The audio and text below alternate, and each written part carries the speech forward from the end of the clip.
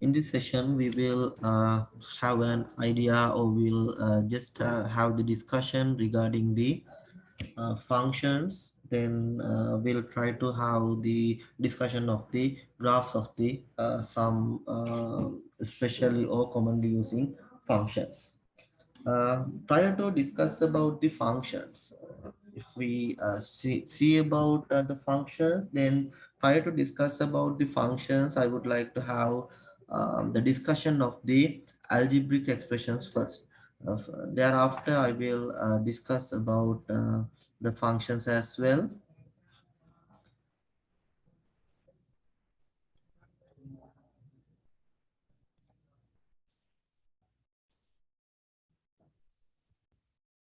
Here we are going to discuss about the functions, and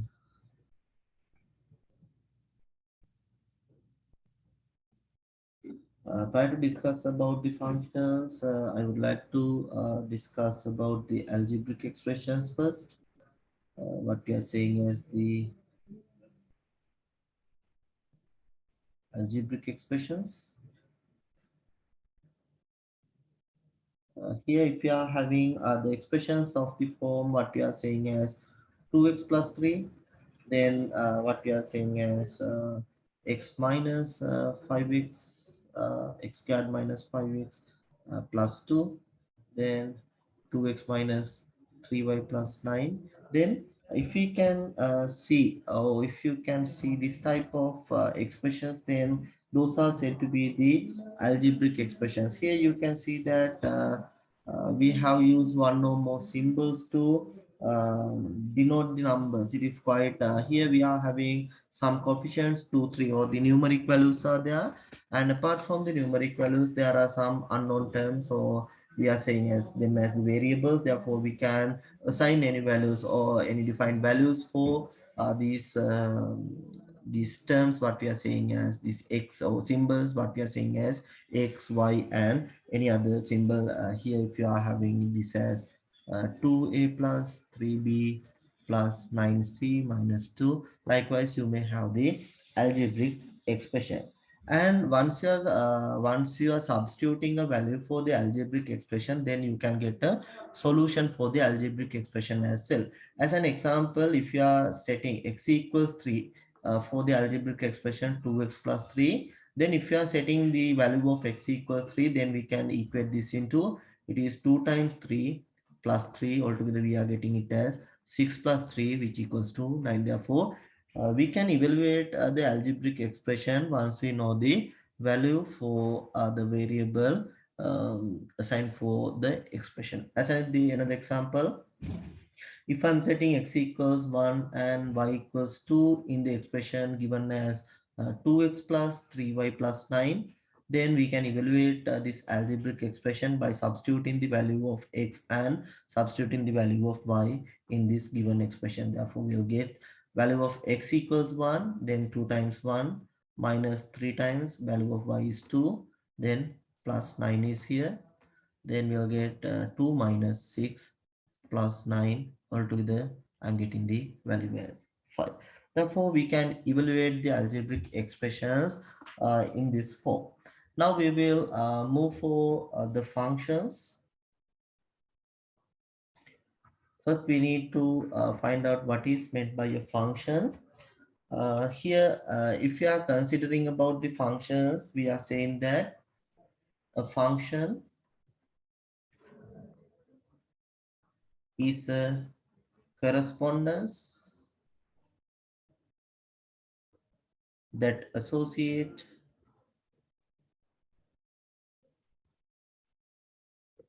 with each and every element, each and every element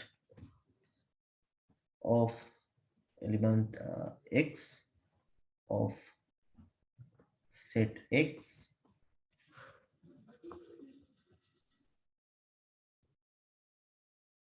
one and set x with one and only one element, only one element y of set y. Therefore, when you're defining a function, these would be the most important things that we have to pay our attention. A function is a correspondence. We can simply say a function is a correspondence which associates each and every element, each and every element of x of set x with one and only one element y of set y. If you can find out this relationship or this correspondence, then such is called as a function. Therefore, here we can say it, we can denote it in a graphical way.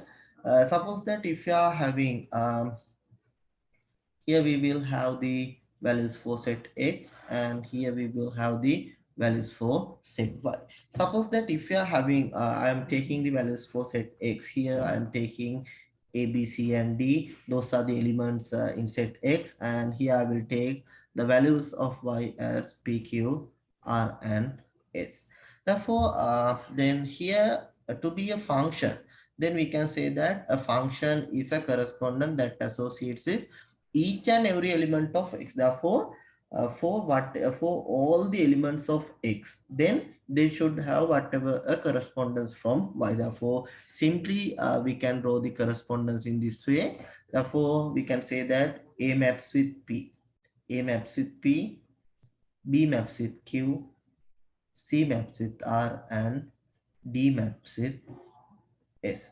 And here, if I am saying that, then the correspondence of x and y as the f, then we can say that f is a function. It is because you can see that each and every element of set x has only one and only one element. If you consider about the element a, it has only one correspondence only. B has only one correspondence only. C has only one correspondence only. D has only one correspondence only. Therefore, here we can say that f is a function. It is because the here we can say that the correspondence between x and y has represented using the function f. That is why we can say represented using f. Then we can say that since this statement satisfy, then we can say that f is a function. Then if I draw the next figure, if I draw the next figure on this way, suppose that for the set x, if I'm having the values a, b, c and d, and for the set y, then we can have the values, I'm taking the same set of values p, q, r and s. And if I have the correspondence from among the x and y and denoted it as f, then if I have the correspondence of a, suppose that a maps with p and b also again maps with p, then c maps with r and d maps with s. In here we can say that f is again a function. It is because according to the definition we can see that each and every element of x.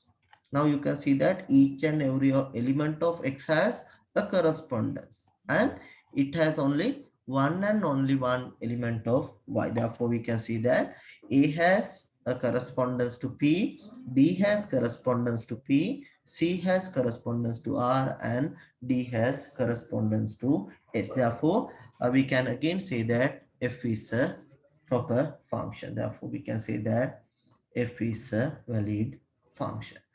But in the other way around, it does not, it is no need to be satisfied. Here you can see that q has not get any mapping from x. Therefore, it is no need to have having the correspondence of set y for the all the elements of set y. But you must satisfy the condition all the elements of x have a correspondence from y. Then if you see about the next diagram, if I use here, if I draw the next diagram, suppose that if I am having the set x and set y in this way, having the elements a, b, c and d and the elements of y taking as P, Q, R, and S. Now, if I'm setting, if I'm having the correspondence in this way, suppose that X and Y correspondence in the function F, then suppose that if you are having A has the correspondence from A to P as well as A to Q. B has the correspondence, C has the correspondence, and D maps it. Yes. Now you can see that each elements have the correspondent. Now the first part is satisfied. But if you see about one and only one element, now you can see that A has mapped with two elements of Y. A has mapped with two elements of Y. Therefore, in this way, this cannot be said that F is a function. It is because even though each and every element of X has a correspondence, but if you consider the single element A, it has more than one element. According to the definition, it should have only one and only one element. Since A has mapped to two elements of set Y, then we can say that F is not a function.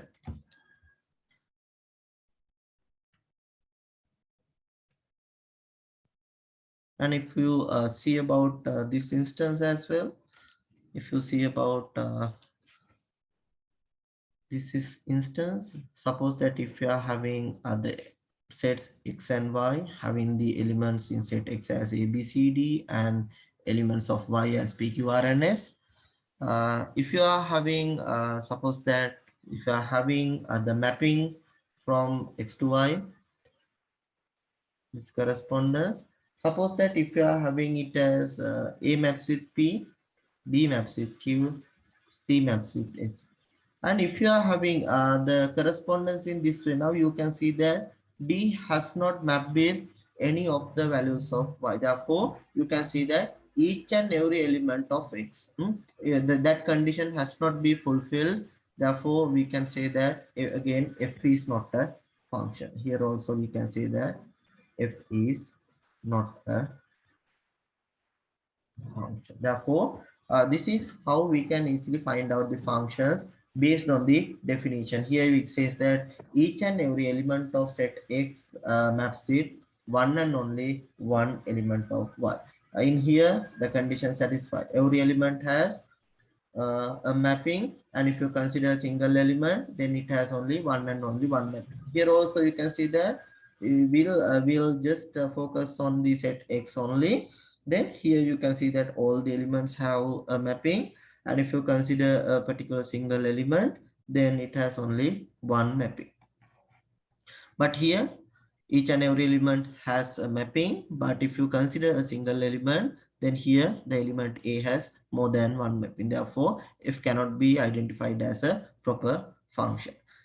In the fourth diagram, you can see that in the first instance, you can see that each and every element has not a proper mapping. Here you can see that D does not have any mapping. Therefore, this F we can say that F is not a function. Therefore, this is how we can identify whether F is a function or not. Therefore, in simply we can say that this way, if you are having the set X, then and if it having a proper mapping with Y, then we denote the function F in this way, and the mapping is using the function F, and we can denote that in the function form, where that value of Y can be obtained as function Fx. That is how we are creating Fx. Therefore, it is quite if you are sending the value of X through the function F, then it should be get the value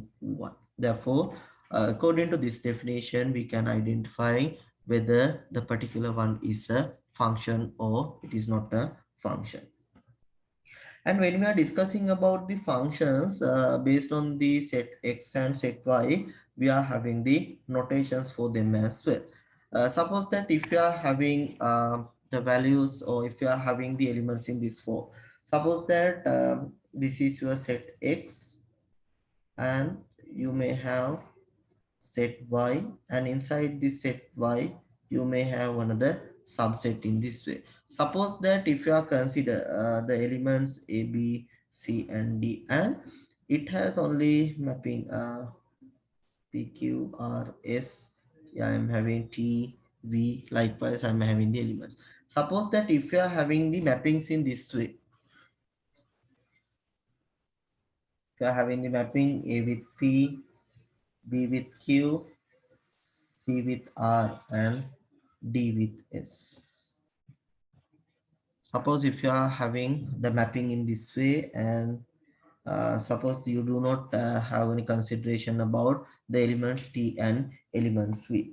Therefore, we say that set X is also called as the domain. X is supposed to be the domain. Always the elements in set X are supposed to be the domain, and the elements in set Y is generally called as the range. Elements in Y is called as the range. Therefore, this entire set of values in here, the range is identified as the elements P, Q, R, S, T, and V. These are the set of values that we are taken for the range. But if you consider about the domain, here we can see the values for domain. It is A, B, C, and D. But you can see that the set of values which represent the domain only maps with the particular set of values of Y. Therefore, you can see that it is somewhat a subset. Therefore, you can name this subset as the codomain. This as the codomain. Here you can find out the codomain as P, Q, R, and S. Therefore, all the possible values which can be appear in Y is supposed to be the range. But if you find out the set of values which maps with the domain is supposed to be the codomain. Therefore, this is how we are finding out the domain, range, and codomain for a function. Now we will see an example related to the function as well. Here I will see this as well. Suppose that f is a function. Suppose that f is a function. F is defined in this way. F has the domain x and it has the function as x squared plus 1, and we'll say that x belongs to set x having the values -1, 0, 1, and here we can see that this is the form of the function given. Here we can write it in a very simple form. Here f is a function and x is the elements of the codomain. Here I will use the lowercase letter x. Therefore, here we can say that this is a function, and the possible values of x belongs to set x, where we can take the values as values of x as -1, 0, 1, and 2. Then we can simply say that this is equal to fx, and fx equal to x squared plus 1, where we are having the values of x belongs to set x, where we are having the values as -1, 0, 1, and 2. Then if you are asked to in here, if I am asked to evaluate these values, here if I am asked to evaluate the value of f -1, f0, f1, and f2. If I ask you to evaluate this set of values, what you need to do is, here we can see that fx is x squared plus 1, and f -1, it is a value which can be assigned for x, since it is given or it is a suitable value in set x. Therefore, now what we can do is we can substitute the value of x as -1, then we'll get it as -1 squared plus 1, then we'll get altogether 1 plus 1, which equals to 2. Then we are asked to find the value of f naught. Instead of value x, now we need to substitute 0 there. Then 0 squared plus 1, we'll get 0 plus 1 equals to 1. Then f1, here we'll get it as 1 squared plus 1. 1 plus 1 equals 2. Then f2, it is 2 squared plus 1. Then we'll get 4 plus 1 equals 2. Now you can see that these are the set of values that we are getting, and now you can see that this can be written as the ordered pairs. It is quite in this way. Suppose that if you are substituting value of x as -1, then you are getting the value as 2. Then we can say that -1 and 2 as an ordered pairs. Therefore, we can find out the ordered pairs. As the second part, we can find out the ordered pairs.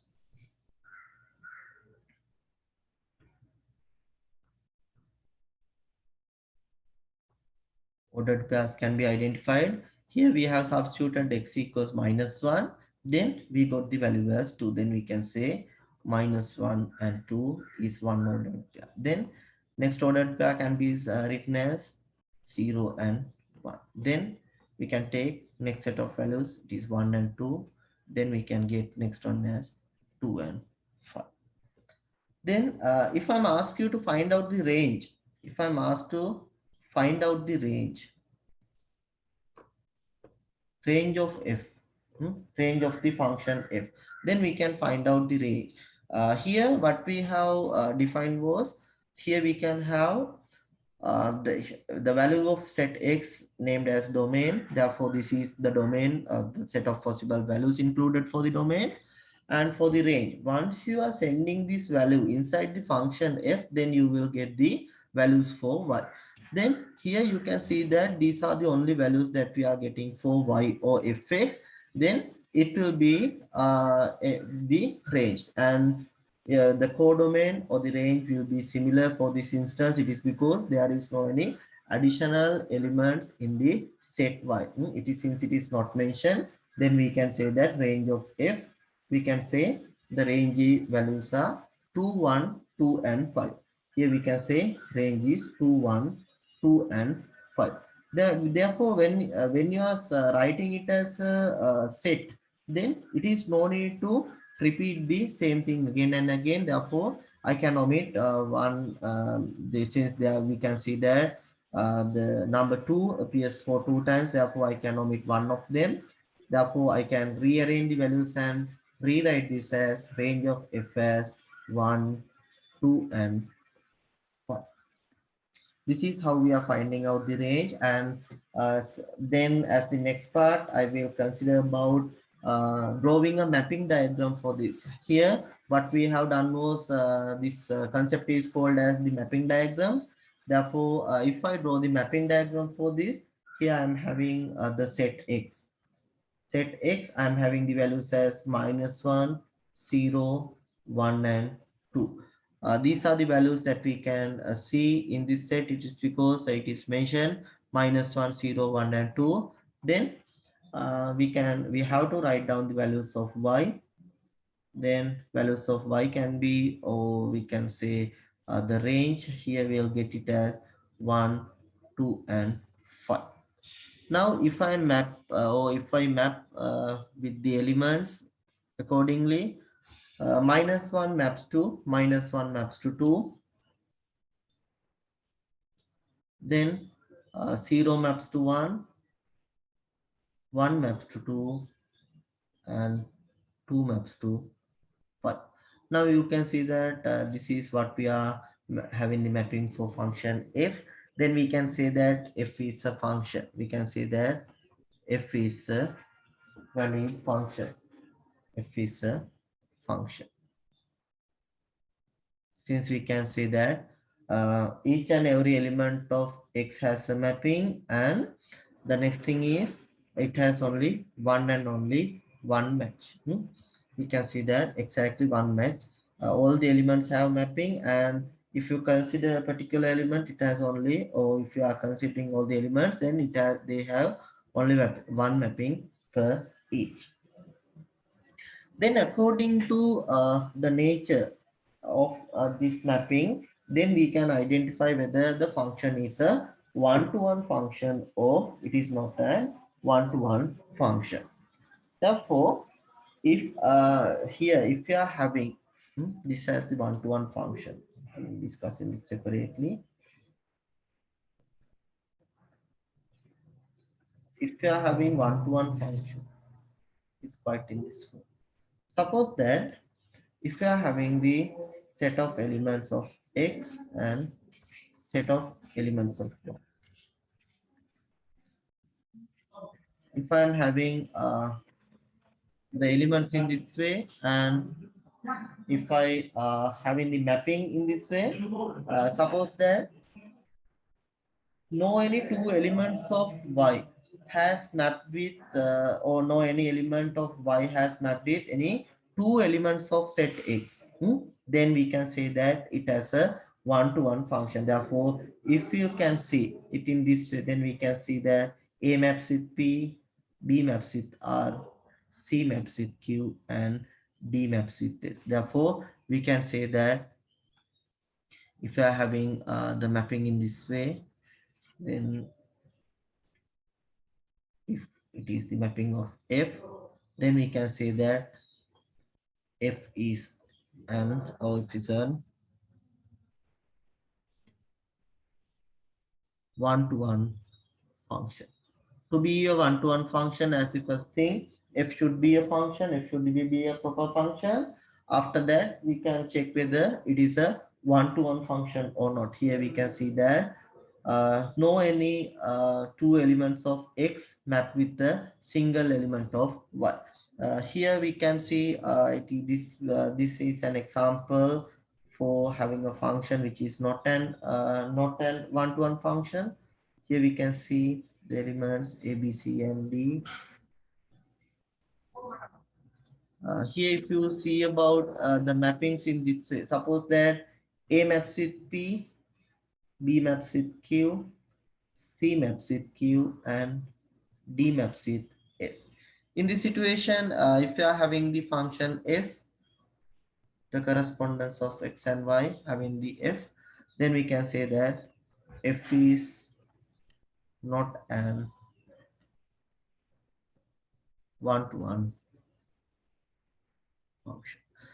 Here what we can see is, you can see that two elements of x has the same image of y. Here we are saying it as the y as the image of x under f. Therefore, we can say that here we can see that q has get a mapping from b as well as c.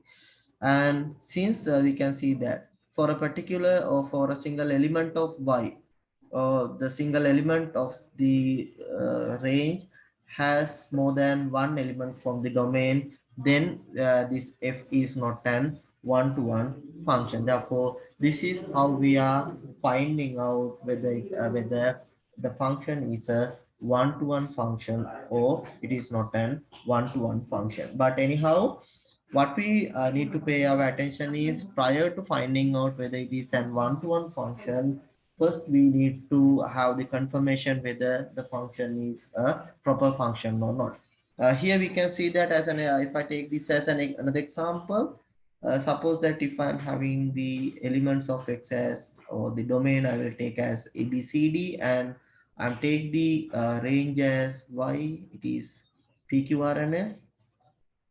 Here if I'm having the mapping from x to y, and I'm denoting as function name, then I'm having the mapping a with p, b with q, and c with r.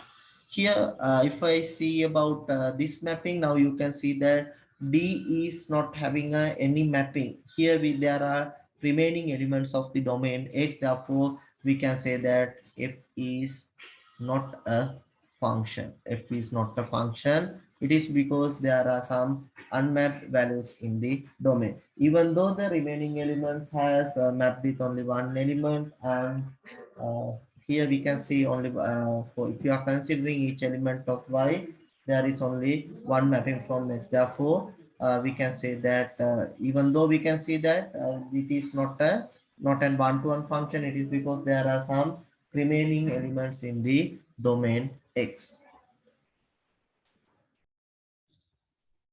Now I will discuss about the types of the functions and the behavior, or the graphs of the the set of special or frequently using functions. Here, if I am consider about the functions, then we can consider about the polynomial functions, and thereafter I will discuss about the special types of the polynomial functions as well.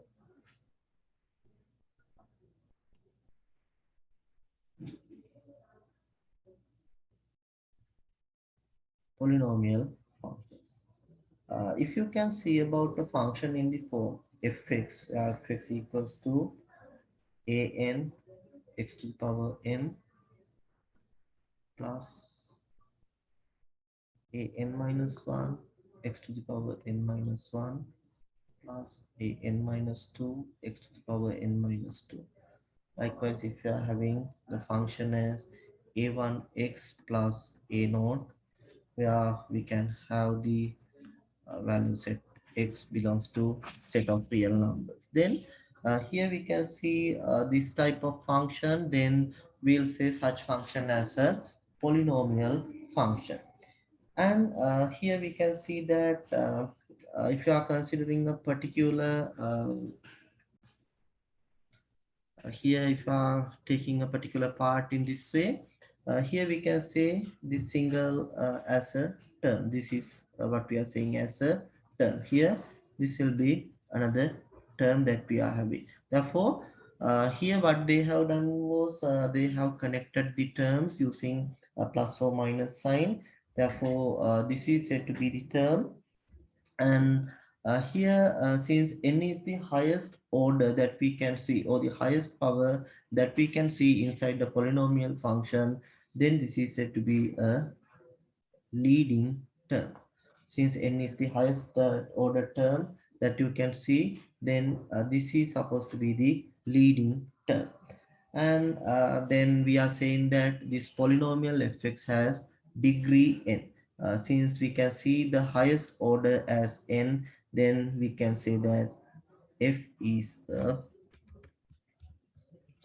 then we can say that f is a polynomial of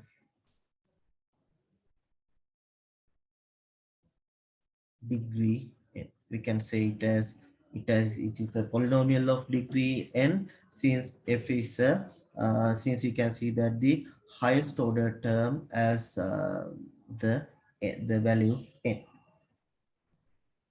Then we'll see about the special types of the polynomial functions.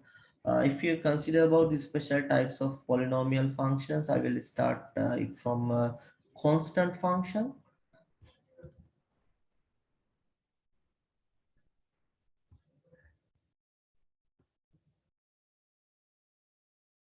Constant function. Here I'm having the function fx.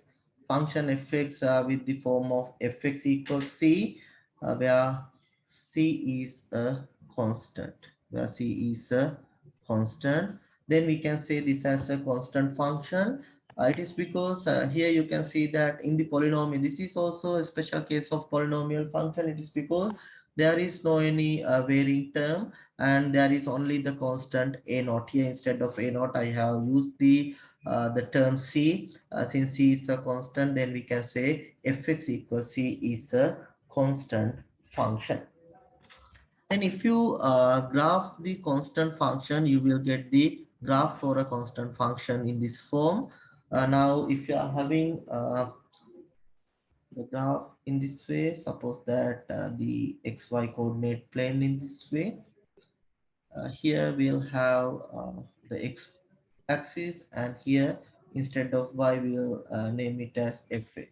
Now here it's saying that for any value of x, then we'll have the image of x under f as a constant, what we are saying as c. Therefore we can say it as a constant. Therefore we'll get the graph of the constant function in this way, a graph which is parallel to the x-axis. Here we can see that the cutoff point of this would be C. Here you can see the cutoff point would be C. Therefore, here we are getting a line which is parallel to the x-axis, and this is said to be the graph of a constant function. Then the next type of function, special type of function for a polynomial function. Here I will discuss about the linear function.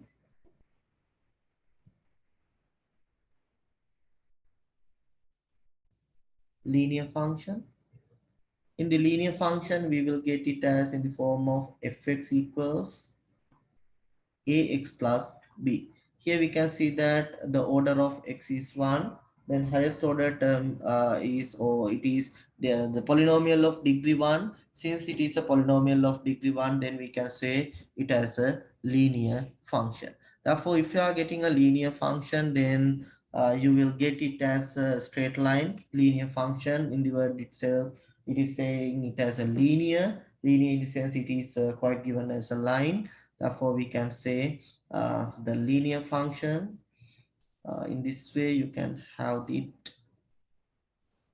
if you are having fx, and if you are having the x here, then you will get a linear function in one of these forms. Therefore, you may get a linear function in this way, or else you may get linear function in this way, or you may get another function. It may be somewhat like this. Therefore, these are some examples for the linear functions that we are getting, and according to the value of a and b, you may get different types of the linear functions. Therefore, if you see about the values of a and b, then here we'll say this, if you are consider about the set of values, here we are having it as ax plus b, where a is supposed to be the slope, a is supposed to be the slope of the line, and b is supposed to be the intercept for the graph.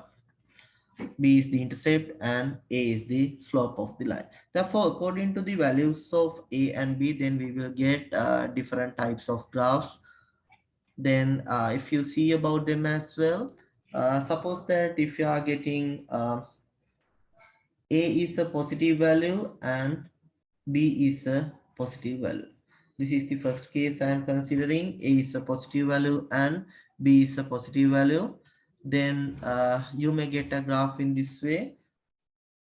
Here A is a positive value and B is a positive value. Then we can say here it is fx and here it is x. Then we can say the graph will get the graph.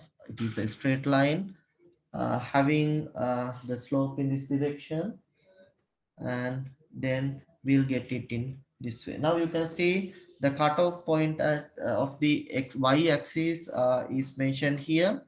Therefore, we can say that this is equal to b.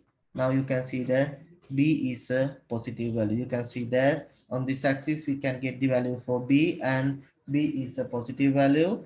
And you can see that since a is a value which is greater than 0, we are getting the angle in this way.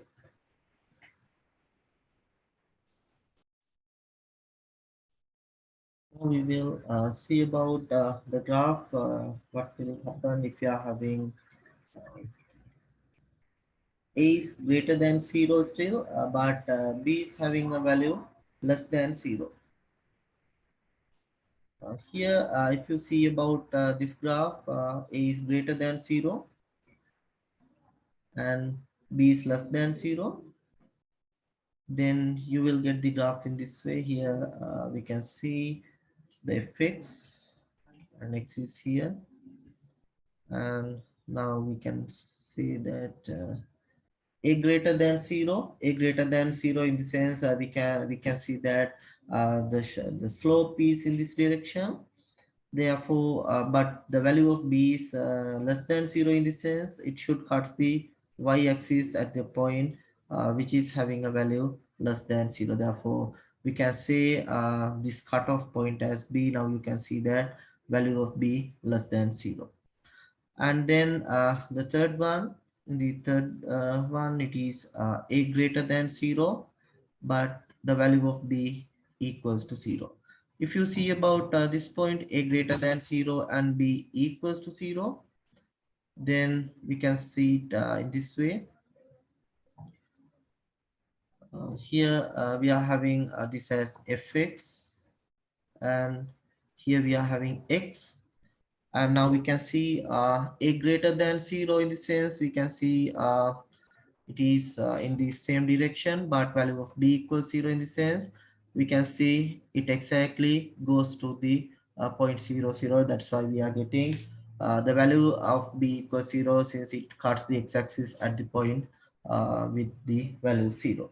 Therefore these are the graphs that we are getting for a linear function, or the graphs of the linear function according to the positive value of a, and then first graph positive value of b, negative value of b, and b equals 0. Now as the next case, if I see about what will happen with the value of a less than 0, here we will take a less than 0 but b greater than 0. A less than 0, in the sense we see that we'll get a function in we'll get a polynomial in this way, a less than 0,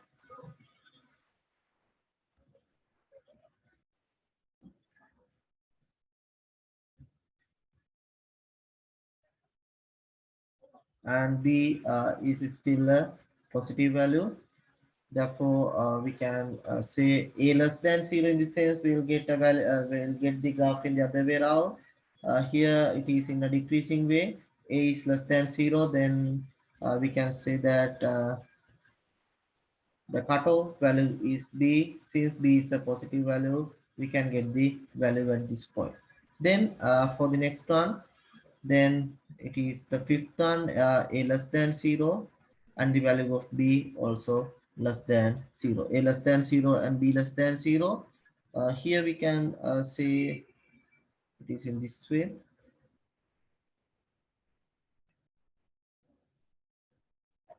Here we'll have this as fx. This is fx what we are having, and here we are having x.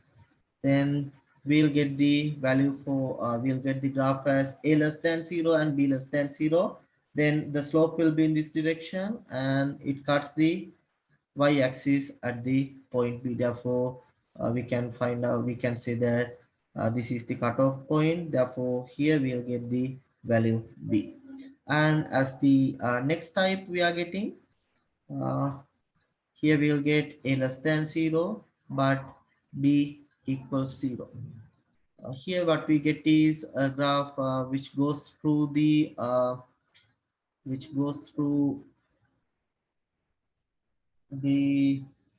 the point 0, 0. It is because we can see that the value of b is 0. Here we'll get fx, and here it is x. Then we'll get it in this way. Here we are having a decreasing way, but the value of b is equal to 0. Therefore it goes through the 0, 0 point. Now you can see that according to the value of a, then according to the value that we are getting, whether it is a positive or negative, you can see that the direction of the graph changes. And according to the value of b being positive, negative, and getting 0, you can see the vertical position of the graph will be also changed. Therefore this is how we can illustrate according to the value of a and b how the graph changes for a linear function. And what will happen, we'll see what will happen if the value of a becomes 0. If a becomes 0, then we can say that our function fx is equal to ax plus b, where ax plus b is a linear function.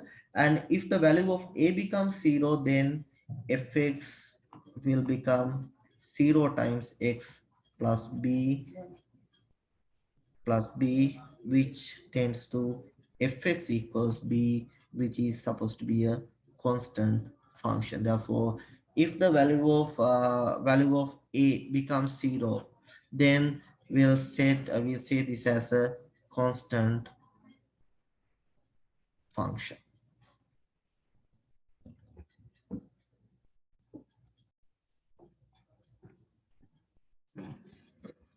Therefore, you can see that according to the value of A and B, how the graph changes. Therefore, now you can work by yourselves and see how these graphs will be, or the slope of the graph will be changed according to the bearing of value A, and the vertical position changes according to the value of B changes. Therefore, if I take this as an example, if I'm having this as sketch the graph of y equals 3x plus 2 or fx equals 3x plus 2, then here we can see this is a, what we can see is a linear function. This is a linear function. It is because we can see it as a degree 1 polynomial. Therefore, we can get this as a linear function. Then you can see the function x and fx. What we can see is fx equals or y equals 3x plus 2. Now you can see this is the value of a, it is a value greater than 0, and here we can see the value b also greater than 0. Therefore, here you should get a line in this way, and it should be in this direction. And the next thing is here it should be cut off the y-axis at the point 2, since you can see the intercept is 2. Now you need to find out where this value, what is the value cuts off at the point x. Therefore, what you can see is here you can see you can set the value of y equals 0. Therefore, if you are setting the value of fx equals 0, it is because now you can see it is on the x-axis. Then on the x-axis value of fx or the y value becomes 0. Therefore, you can easily find out the value in this way. Here 0 equals 3x plus 2, where this leads to which leads to the value of x equals minus 2 over 3. Therefore, here you will get the value as minus 2 over 3, and this is the graph that you have sketched for fx equals 3x plus 2. Here this is the graph obtained for fx equals 3x plus 2. Now if I ask to draw the graph of y equals, if I ask to draw the graph of y equals 5x plus 3 on the same plane. Here it is 5x plus 3 in the sense we know that the value cuts off at the point 3. It should be cut at the point 3 since we are having the value. Then what we need to do is we need to find out where this line cuts off, and here you can see that it is a greater than 0, b greater than 0. Therefore, you should get a graph in this direction. Then you need to find out the point which cuts off the x-axis. Therefore, what you can do is we can say value of y or fx equals 0. Then we'll get it as 5x plus 3. Then we can say value of x equals minus 3 over 5. Minus 3 over 5. If you compare these two values, minus 2 over 3 is somewhat larger compared to minus 3 over 5. Then you need to find out where is this point minus 3 over 5. Then you can see that here it is larger in the negative direction. Therefore, you will get here it is minus 3 over 5. Then accordingly you can draw the graph for 5x plus 3 as well. Now you can see the graph would be in this direction, and here you will get the graph.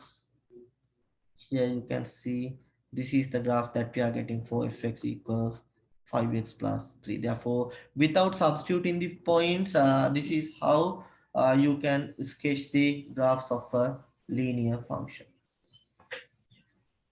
And then you can refer for the quadratic functions. You can refer for the quadratic functions. It is the fourth type, quadratic functions. If I brief about these quadratic functions, if you are having the function fx in the form, if you are having the function fx, if it is in the form ax squared plus bx plus c. Here you can see it is the highest order term is squared term, and to be a valid quadratic function, what you can see, well, what should be satisfied is value of a should not be equal to 0. Value of a should not be equal to 0. It is because if the value of a becomes 0, then entire term becomes 0, then it will be automatically become a linear function. Therefore, to avoid to being a linear function, what we are setting is value of a should not be equal to 0. Therefore, you can sketch the quadratic functions as well. Therefore, if you are the simplest way of sketching or drawing the graphs for quadratic functions, using if you are substituting the values of x and obtaining the values for fx, and if you mark the ordered pairs on the graph, then you will be able to obtain the graphs for the quadratic functions as well. And if I brief about the graph that you are getting for the quadratic functions, if you are getting the graphs for the quadratic functions, then you will get the graphs in this way. Here you will have the values for function fx, and here you will get the values for x. Now, if you are drawing this type of graphs, then you will get the graphs in a shape of U. Therefore, you will get the graphs in shape of U, or else you maybe get the graphs which is having the shape of inverse of U. And generally, we are getting, if you are drawing the graphs of the quadratic functions, it would be symmetric around the symmetric axis as well. If you draw the graphs, then the graphs are symmetric, and then you can find out it in the increasing direction, increasing, or you can see it as a decreasing. Rather than saying as increasing or decreasing, we can say it as it may be having the graphs as minimums. The graphs gives minimums, or they gives the maximums. Therefore, we can find it in one of these. So therefore, yeah, if it is a graph in the form of this green colored graph, then you will get the graph of the function as a minimum. Then if it is in this way, then you will get it as a maximum direction. Therefore, according to the graph that you are getting, or according to the quadratic function you are getting, you will be obtain the graphs in the minimum way, or it is in the maximum way. Therefore, by seeing the quadratic function, you will be able to set it where you can say whether it is a minimum or maximum. The minimum or maximum can be just determined whether just by seeing the sign of a, just by seeing the sign of a, sign of a. If you are having a value a is a positive value, then you will get a graph with the minimum. And if you are getting a value having a negative value, then you will get a graph with the maximum. Therefore, this is how you are finding out, or you are identifying whether you are getting a the minimum function or a maximum function. Thereafter, what you can do is if it is a minimum function, you should be able to find out the minimum value, and if it is a maximum, then again you should be able to find out the maximum value. Therefore, using the concept of completing scarce method, you will be able to find out the minimum value or the maximum value, as well as the symmetric axis for the quadratic, the graph of the quadratic function as well. Therefore, if I move for discussion of that part as well, suppose that if you are having the quadratic function fx, it is given as ax squared plus bx plus c. Therefore, you need to convert this into a completing square, a function having the completing square. Then using the completing square technique, we'll set x squared plus bx plus c. To convert this, what we are doing is we are setting this equals to 0, and then what we can do is we can take this a out of this, then we can take it is x squared plus here b over a x plus c equals to 0. Then we can set value of a, it is a times, then if you take the completing squares technique, it is x squared plus b over a times x. Then here we will get it as dividing this by 2 and squaring it, then we'll get b over b squared over 4a squared. Since it is added, then you have to subtract it as well, then b squared over 4a squared plus c equals 0. Then what we can do is here we'll get it as a times, here we can get this part as a completing squares, then we'll get it as x plus b over 2a squared. It is because here b squared over 4a squared is directly getting by squaring b over 2a. Then this plus, here we'll get this as 4a squared. Here we'll get it as c minus, here it is, if you are taking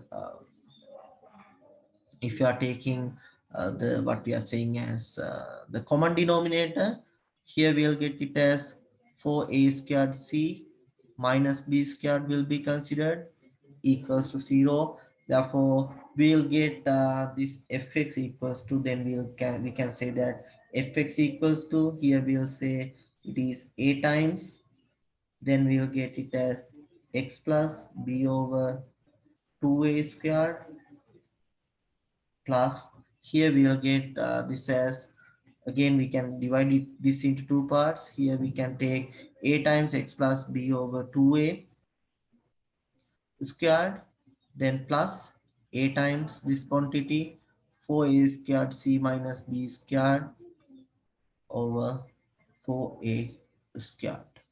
Therefore we can take this as by cancelling out one a with this, then we'll get this as, this is equal to 4a squared c minus b squared over 4 times a. Therefore this is what we are getting as the minimum value for the function, and then here we'll get the axis of symmetry. If you are setting this part into 0, then you will get the axis of symmetry,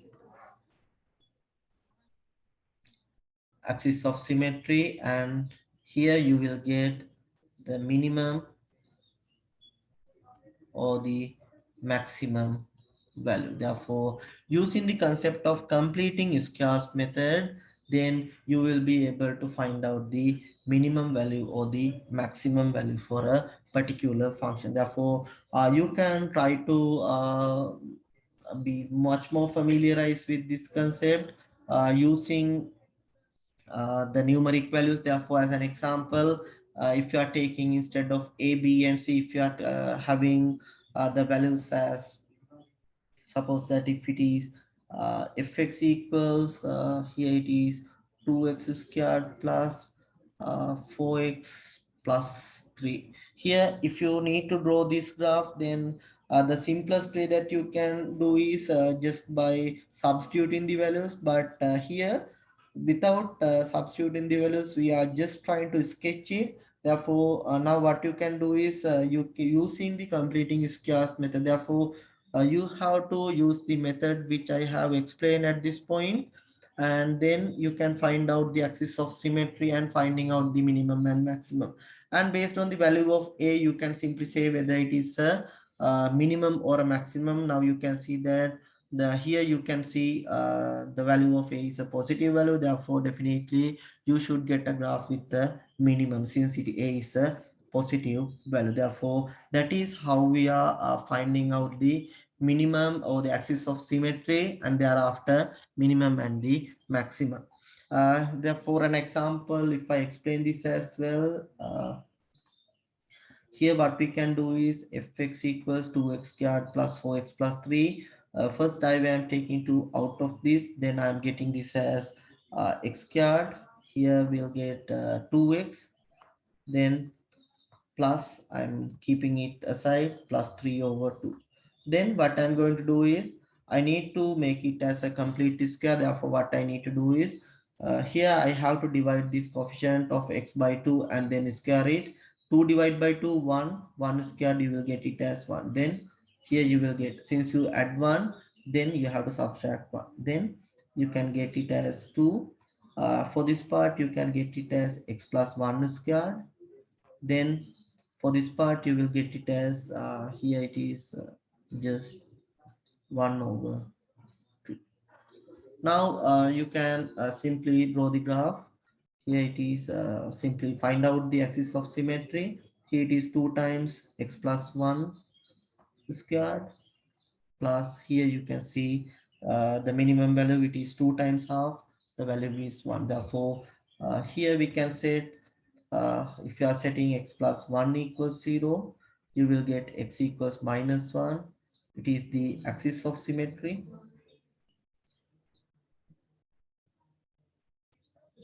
It is the axis of symmetry, and here you will get the minimum value. You can set it as, say it as the minimum value, since you can see the value of a is a positive value. Therefore here you can sketch the graph in this way. First you need to mark the fx and x, then you need to mark the axis of symmetry. You need to mark the axis of symmetry. Axis of symmetry can be just setting as x equals minus 1.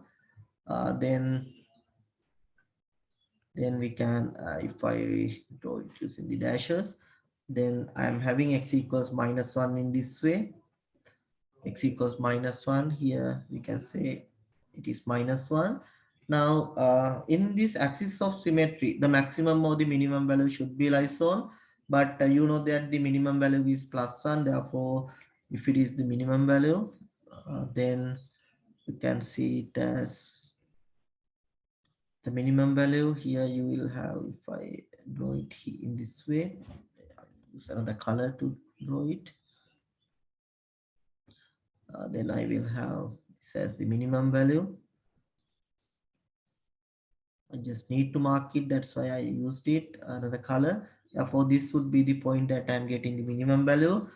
Since it is a minimum value, then the graph should be in this direction, it should be a minimum. Therefore you can extend this in this way, and then you need to extend this. But when you are extending this, you need to find out where this at which point this cuts off with the fx. Then what you can do is you need to set the value of this function, the value of x of this function as 0. Then the remaining term would be 3. Therefore you can simply say that this cuts off the x-axis. Here you will get this cuts off the x-axis at the value of x equals 3, and it goes in both directions. Therefore this is how we are sketching the graph of the quadratic functions. Therefore if you are having a quadratic function, without substituting the values, you can quickly sketch the graph of the function, then using this completing squares technique. And this is all what I need to discuss for this session, and thank you for you all.